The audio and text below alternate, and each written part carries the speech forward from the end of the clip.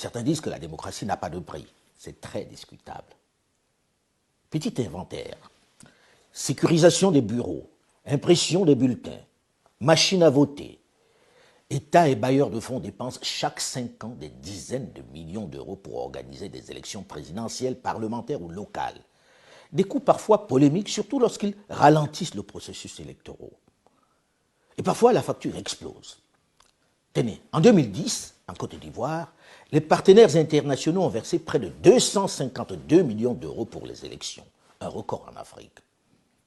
En 2018, les élections présidentielles et législatives ont coûté au Mali un peu plus de 76 millions d'euros, soit presque 50 milliards de francs CFA.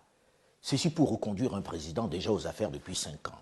3 ans après, il a été renversé. C'est un peu comme si on avait mis cette extraordinaire somme dans les toilettes et on a tiré la chasse puisque ni le président élu, ni les députés ne sont plus là. Ils ont été balayés par les difficultés de la gouvernance. Cette somme correspond à plus de 10 hôpitaux de référence dont ont vraiment besoin les populations. Des hôpitaux qu'ils n'auront jamais.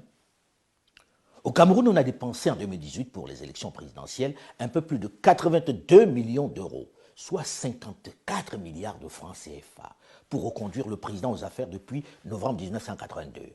Et presque les mêmes représentants à l'Assemblée nationale, soit l'équivalent de 530 écoles de qualité dans le pays, ce qui changerait considérablement le monde scolaire et académique. Je ne parle pas du nombre d'hôpitaux qui auraient été construits pour le même prix, des choses concrètes qui auraient changé la vie des populations. Au Burkina Faso, en 2015, on a dépensé pour la présidentielle et les législatives un peu plus de 47 millions d'euros, soit plus de 30 milliards de francs CFA dans un pays enclavé où on manque de tout, où les hôpitaux sont des mouroirs et où la priorité doit être la sécurité face à des bandes armées qui tuent sans discernement dans les villages du pays, où les militaires manquent d'équipements pour défendre l'intégrité du territoire. Après avoir dépensé la même somme il y a moins de 2 ans, le président Roch-Marc Christian Kaboré a été renversé et le Parlement dissous. Encore des centaines d'hôpitaux brûlés sur l'autel des élections dites démocratiques. Des centaines de kilomètres de routes qu'on ne construira pas. En République démocratique du Congo en 2018, on a dépensé 600 millions de dollars pour la présidentielle, les législatives et les provinciales, soit près de 350 milliards de francs CFA. Ceci correspond à 400 km de route dans cet immense territoire totalement enclavé. 2 parcs agro-industriels, 5 avions Airbus 319 neufs, 4000 bus de transport neufs de marque Mercedes, plus de 4000 écoles primaires et secondaires. Avec cette somme, on aurait aussi pu bâtir plus de 5 barrages hydroélectriques pour fournir l'énergie qui fait si cruellement défaut à ce vaste territoire, ou encore 50 centrales de production d'eau potable dans ce pays où l'on meurt encore de paludisme. Ces calculs sont ceux de l'ancien Premier ministre Matata Ponyo Mapon.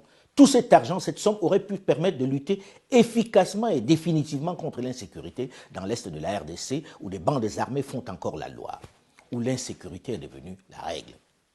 Il aura fallu, après le scrutin, plus de 2 ans de crise, de blocage, de tergiversation, de tractation, d'arrangement pour que le président élu, Félix-Antoine Tshisekedi Tshilombo, à la tête d'une union sacrée et hétéroclite, puisse enfin prendre les rênes du pays. Et déjà, on envisage la prochaine échéance électorale.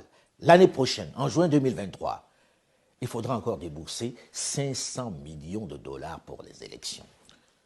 Lorsque l'on fait l'inventaire de tous ces scrutins, il y a moins de 10% d'alternance. En gros, les mêmes remportent leur siège. On vote donc presque pour rien. Une tragique comédie. À quoi ça sert de dépenser 500 millions de dollars pour financer un simulacre d'élection dont on connaît les résultats à l'avance et qui en plus vont diviser les populations et très souvent entraîner des violences? Ceci pose avec acuité, avec violence, j'allais dire, la problématique, le fameux dilemme entre la démocratie et le développement. Question que certains intellectuels un peu rapidement, pleins de certitudes, balaient d'un revers de la main.